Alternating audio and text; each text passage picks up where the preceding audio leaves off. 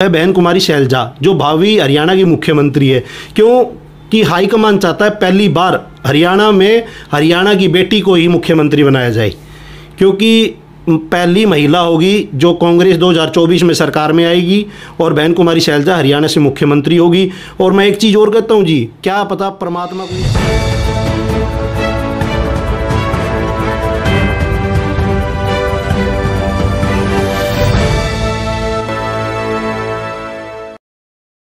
नमस्कार, आप देख रहे हैं दी हरियाणा न्यूज़ फ्लैश एवं द विश्व प्रेम न्यूज़। मैं एस.के. गौड़। आज हम पहुंचे हैं आदमपुर हलके के युवा कांग्रेस नेता नरेश सेन जी के पास। नरेश सेन जी नौली गांव से बिलोंग करते हैं और मैं चाहूँगा कि नरेश सेन जी से कि उन्होंने अपना राजनीतिक कैरियर कहां से और कब शुरू किया। सर नमस्कार। पहले तो आपके चैनल देखने वाले सभी साथियों को नमस्कार। और आज का दिन एक बहुत भाग्यशाली दिन है कि आज भगवान कृष्ण जी के नाम से जो मनाया जा रहा है जन्मदिन के तौर पे जन्माष्टमी की, आपके चैनल देखने वाले सभी साथियों को बहुत बहुत शुभकामनाएं। मेरा राजनीतिक जीवन तो साहब 2008 से स्टार्ट हो गया था। 2009 में हल्का नलवा नया बना था, कांग्रेस की मतलब सरकार में हल्का नलवा बन गया था। हम पीछे से मतलब आदमपुर के वासी हैं, आदमपुर में ही न्योली गांव आता था, बड़ी न्योली जो है। और क्या है कि आदमपुर हलके में मैंने 2000 मतलब मैं 10 साल का था तब से मैंने आदमपुर हलके के एक एक गांव को मतलब हर गांव में मैंने पहुंचने का काम किया, क्योंकि भजनलाल परिवार कांग्रेस में था और उस समय हम सब भजनलाल परिवार के साथ ही काम कर रहे थे कांग्रेस में। चौधरी भजनलाल जी मुख्यमंत्री थे, तब भी कांग्रेस में थे। तो उस समय हम कांग्रेस की राजनीति वहीं से हमारी स्टार्ट होती है। और मेरा जो बैकग्राउंड है सर, मैं एक गरीब नाई की दुकान चलाने वाला, मेरा पिता इधर ऋषि नगर में बिश्नोइयों की जो शॉप है उनमें नाई की दुकान करता था साहब। मैं 2014 में राजनीति में सक्रिय हो गया और यह सब मेरे जैसे एक नाई के बेटे को, एक नाई की दुकान चलाने वाले के बेटे को आज कांग्रेस में राष्ट्रीय नेता जो बनाया है, वो सब देन राहुल गांधी की है। तो आप राष्ट्रीय राजनीति कर रहे हैं। बिल्कुल। और अब हरियाणा की राजनीति की बात करें, क्योंकि आप आदमपुर हलके से टिकट के प्रबल दावेदारों में से एक हैं। क्या आपको लगता है कि आपके कार्यों को देखकर या कैसे टिकट मिल सकती है कांग्रेस की आदमपुर हलके से? मैं आपको बताना चाहता हूँ, 2014 में मैंने जब सक्रिय तौर पर समाज की राजनीति स्टार्ट की, मैं शुरू में बना नारायणी संस्था थी, हमारी सैन समाज की माता है तो उनके नाम से एक संस्था थी, मैं उसका हरियाणा प्रदेश अध्यक्ष बना। उसके बाद मैं अखिल भारतीय पिछड़ा वर्ग महासभा का हरियाणा यूथ प्रेसिडेंट बना था। तो मेरे कार्य को देखते हुए राहुल गांधी जी उस समय कांग्रेस पार्टी के राष्ट्रीय अध्यक्ष बने थे 18 में। तो उन्होंने मेरा कार्य देखते हुए ताम्रध्वज साहू आज के दिन छत्तीसगढ़ के गृह मंत्री है और उस समय वो पिछड़ा वर्ग के राष्ट्रीय अध्यक्ष थे। राहुल जी ने साहू साहब को आदेश दिया कि हरियाणा में एक व्यक्ति है जिसका नाम नरेश सेन है, बड़ा मेहनती है, किसानों के, पिछड़ी जाति के, महिलाओं के, युवाओं के, बेरोज़गारों के हर मुद्दे को उठाने का काम कर रहा है। और भाजपा सरकार के खिलाफ जो गलत नीति से भाजपा सरकार युवाओं का रोज़गार छीनने का काम कर रही है, उन पर अपनी मजबूती के साथ मुद्दों को उठा रहा है। राहुल जी के आदेश पे साहू जी ने मुझे पिछड़ा वर्ग में राष्ट्रीय महासचिव बनाया, एक बहुत ही गरीब परिवार के बेटे को।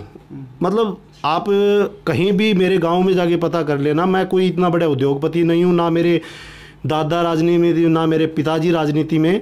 हम एक आम परिवार से हैं, ठीक है जी। हमारे परिवार में राजनीति से किसी का कोई लेन देन नहीं था।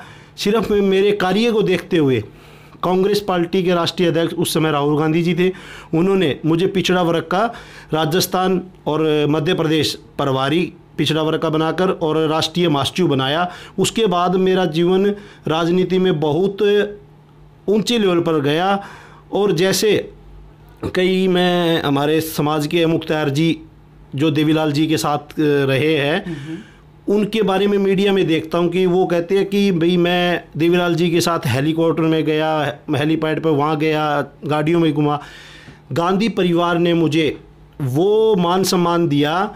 मुझे प्रियंका गांधी के बेटे भाई रेहान बाड्रा ने अपने साथ दिल्ली से कलकत्ता मुझे अपने साथ अपनी फ़्लैट में, पर्सनली फ़्लैट में मुझे लेके गए। 10 दिन वहाँ उनके साथ रुकने का मौका मिला।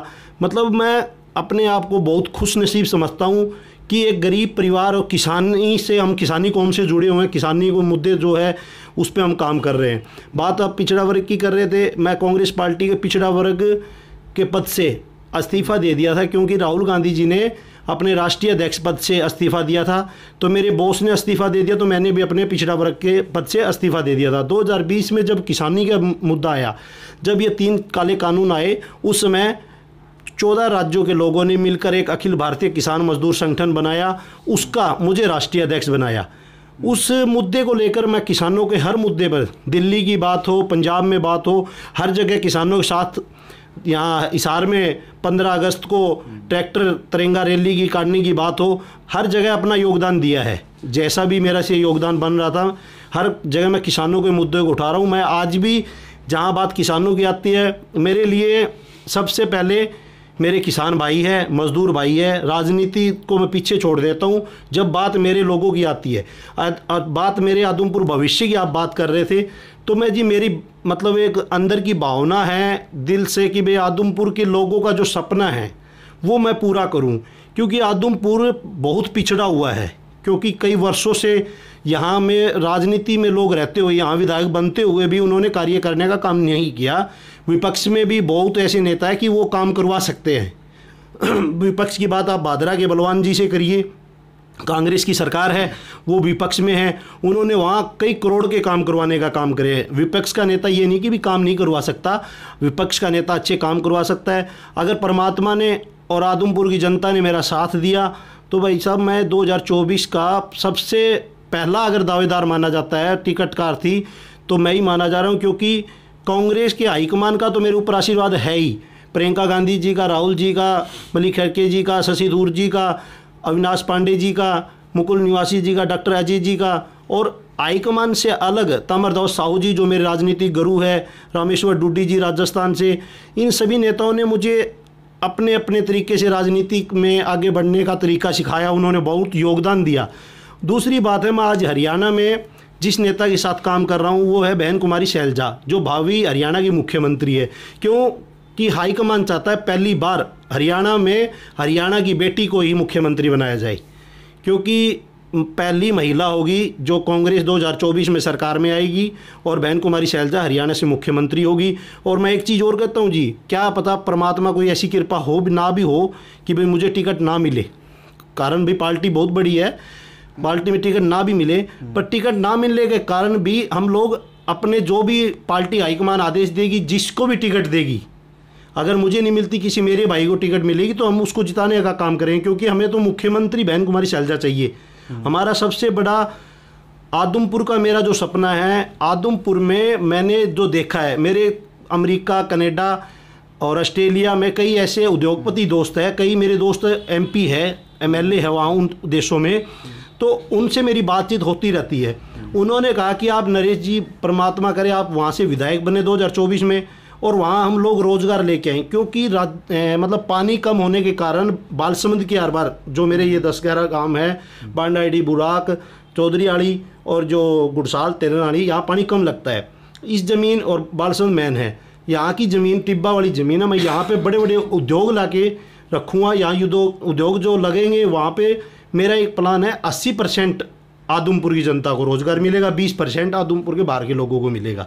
क्योंकि मैं हर घर में रोज़गार देना चाहता हूं। क्योंकि जो गरीबी मैंने सही है, मैं जिस गरीबी से निकल कर आज बना हूं, जो मतलब एक गरीब परिवार के बेटे को राजनीति में आने के लिए बहुत बहुत ज़्यादा कठिनाइयों से गुजरना पड़ता है, तब वो नेता बन पाता है। और उसके लिए हम लोगों का सपना है कि आगे भविष्य में अगर परमात्मा ने मुझे मौका दिया, मैं विधायक बनता हूं आदमपुर से, तो यहाँ पे बेरोजगारी, पहला मुद्दा मेरा बेरोजगारी है। हर घर में किसी माँ का बेटा, यहाँ से नशा ख़त्म करना, आदमपुर में नशा नहीं होगा। और दूसरी बात, अच्छी शिक्षा के लिए कॉलेज बनवाना, अच्छी मेडिकल सुविधा दूंगा, क्योंकि यहाँ के जो लोग हैं ना वो अभी 12 हिसार ला लो 23-24 किलोमीटर पड़ जाता है, तो वहाँ से भागे। तो ऐसे ही कोई बालसमंद बड़ा गांव है, तहसील भी है, वहाँ पे हुआ, या फिर इधर काबरेल हुआ, या फिर इधर खासा महाजन की तरफ अगरुआ की तरफ हुआ, तो आदमपुर भी अटैच हो जाएगा। यहाँ बड़े बड़े हॉस्पिटल बनवाने का भी हम काम करेंगे जी। तो नरेश जी ने बड़े मुखर भाव से अपने विचार रखे। अब मैं ये चाहूँगा कि क्या आप इस 1968 से लेकर के और 2023 तक जो चौधरी भजनलाल का अभेदी राजनीतिक किला है उसमें आप सेंध लगा पाएंगे? देखो जी, ये तो बहुत बड़ी बात है। मतलब कोई ऐसी बात नहीं कि भी आप चुनाव जीतना या हारना, हमारा मकसद है कि वहाँ से अच्छा विधायक चुन के आए। कल तक चौधरी भजनलाल जी ने भी कांग्रेस की राजनीति की, वो कांग्रेस में बड़े बड़े पदों पे रहे, मंत्री रहे, हरियाणा के 3 बार के मुख्यमंत्री भी रहे, पर उसके बाद उनके एक बेटे कांग्रेस में आज भी है। दूसरे चौधरी कुलदीप बिश्नोई जी थे जो भाजपा में चले गए। तो उसके बाद वो सिर्फ, अगर कुलदीप जी ने उस समय भाजपा में जाने की बजाय अपनी सीट को छोड़कर किसी अपने कार्यकर्ता को अगर विधायक बनाते तो जी उनका 24 में फिर कभी भी वो चुनाव जीत सकते, क्योंकि वो तो आज अपने बेटे की राजनीति बना रहे हैं, किसी आदमपुर के बेटे की तो नहीं बना रहे, वो तो अपने बेटे का भविष्य बना रहे हैं। मैं वो व्यक्ति हूँ, जब चौधरी कुलदीप बिश्नोई कांग्रेस में थे तो हमारे नेता थे भाई, हमारी पार्टी में है, हमारे नेता है, हम उनका मान सम्मान करते हैं। मैंने 2018 में राहुल गांधी जी को जब अध्यक्ष बने थे, उस समय 19 में उनके अध्यक्ष हटने के बाद आप टीवी चैनलों, बड़े बड़े न्यूज़ चैनलों पे चला था कि एक बेटे ने लिखा अपने खून से पत्थर। मैंने खून निकालकर हरियाणा में अध्यक्ष की मांग की थी कि मतलब चौधरी कुलदीप बिश्नोई जी को बनाया जाए या शैलजा जी को बनाया जाए, उस समय की बात है। और उसके बाद राहुल जी को राष्ट्रीय अध्यक्ष बनाया जाए। कुलदीप, अगर मुझे टिकट मिलती है जी, अगर कांग्रेस पार्टी मुझे टिकट देती है तो जी घमंड तो करता नहीं, मैं गारंटी से कहता हूँ आदमपुर की 1,71,000 लोगों की जीत निश्चित है। तो नरेश जी, जीत निश्चित है, ये यहाँ तक तो ठीक है। पर आगे अगर हम कांग्रेस की बात करें, हरियाणा कांग्रेस की बात करें, ये कई धड़ों में बटी हुई है। यहाँ पर जहाँ पर आप कुमारी शैलजा को मुख्यमंत्री के रूप में देख रहे हैं और हम भी चाहते हैं, परंतु जिस हिसाब से दौड़ों में बटी हुई है यहाँ पर, तो हरियाणा में तो कांग्रेस का कहाँ पर देख रहे हैं इस टाइम? धरातल क्या है आपकी बात? ये पता है क्या है जी, अपने अपने नेताओं की, हर कार्यकर्ता, हम सब कार्यकर्ता हैं, हर कार्यकर्ता, अगर मेरा अटैचमेंट आपके साथ है तो मैं भी सोचूंगा कि मेरा नेता बड़ा हो। जो भी नेता रणदीप सुरजेवाला के साथ है वो लोग सुरजेवाला साहब के साथ कहेंगे, जो किरण जी के साथ है वो किरण जी के कहेंगे, मैं शैलजा जी के साथ हूँ तो मैं शैलजा जी के बारे में कहूँगा। पर हकीकत ये है कि आपको पता भी है, राहुल गांधी जी, प्रियंका गांधी जी और सोनिया गांधी जी और मलिक खड़गे जी ने निश्चित सोच रखा है, अब की बार जो होगा सरकार किसी के भी नाम से बनिए, हरियाणा की मुख्यमंत्री हरियाणा की बेटी होगी। ये आप आज लिखवा लो, मान लो, इसमें कोई वही नहीं है, मैं लिख के देता हूँ ये चीज़। आपका कहने का मतलब हरियाणा में कांग्रेस आएगी? बिल्कुल 100% आएगी जी। कांग्रेस सरकार क्यों आएगी? आप देखो, जब से भाजपा आई है, भाजपा आने के बाद हुआ क्या है कि भाजपा आने के बाद सिर्फ हुए हैं धरने। आप सरपंचों के धरने लगाओ, आप कलरकों के धरने लगाओ, आप आंगनवाड़ी के धरने लगाओ, आप किसानों के धरने लगाओ, आप पहलवान बेटियों के धरने लगाओ। मतलब ऐसा क्या है कि भाई पहले सरकार नहीं रही। मैं आपको एक चीज़ और बताना चाहता हूँ, चंद्रमा पे हम चंद्रमा ग्रह, मतलब चंद्रमा पे जो पहुँचे हैं, वहाँ की जो लोग हैं चंद्रयान की बात कर रहे हैं। अभी चंद्रयान भाजपा आने के बाद हमने ये तरक्की वो कर ली। भाई साहब, आज हम जहाँ बैठे हुए हैं, इस दुकान में बैठे हुए हैं, आज इस दुकान को बनाने के लिए, इस मतलब इतने बड़े बिजनेस को खड़े करने के लिए अगर मेरा योगदान है, और कल की इसी जगह मेरा बेटा बैठकर आपसे बात करे और बोले कि यहीं बैठते ही कह दे भी मैंने ये सब कुछ बना लिया, तो आप ये मान लोगे? नहीं मानोगे ना। तो जी देश को बनाने में कांग्रेस का सबसे बड़ा हाथ है।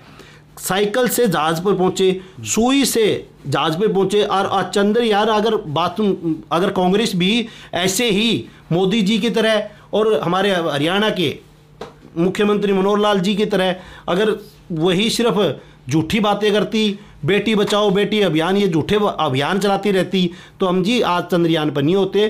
क्योंकि 16 कितना करोड़ रुपए तो अभी मोदी जी बाहर गए थे, वहाँ उसकी जहाज में गए थे।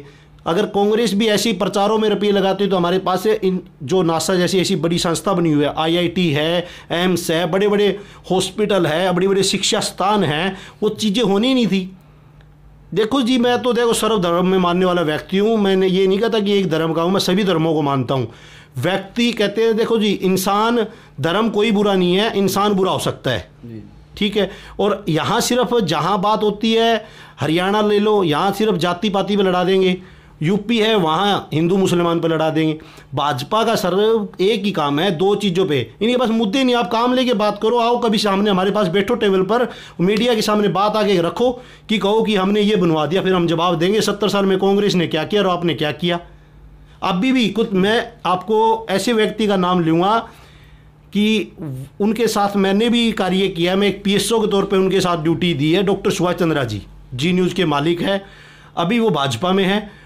उनके साथ अभी कितना करोड़ रुपए का 6200 करोड़ का यस बैंक का था, जिसमें से 5000 करोड़ रुपए तो माफ़ी हो गए।